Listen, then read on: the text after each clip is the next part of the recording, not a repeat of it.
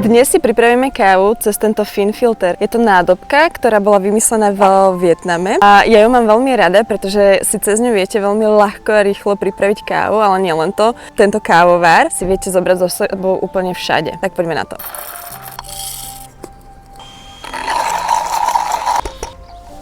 Takže príprava je naozaj veľmi jednoduchá. Spodnú časť nádobky si položíme na pohár, na ňu položíme strednú časť nádobky, nasypeme kávu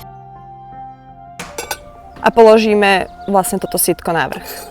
Kávu zalievame cez strednú časť až po vrch nádobky. A vy si vlastne môžete zvoliť, že či budete mať kávu hrubšie z omletu a potom chuť výslednej kávy bude pripomínať chuť filtra, alebo či si zameliete tú kávu jemnejšie, bude to síce trošku dlhšie trvať, než sa to prekvapká. Výsledná káva bude podobná espresso longu, bude intenzívnejšia a hutnejšia. Pravý vietnamský recept spočíva v tom, že sa káva pripravuje zo 100% robusty a káva sa nechá prekvapkávať na kondenzované mlieko.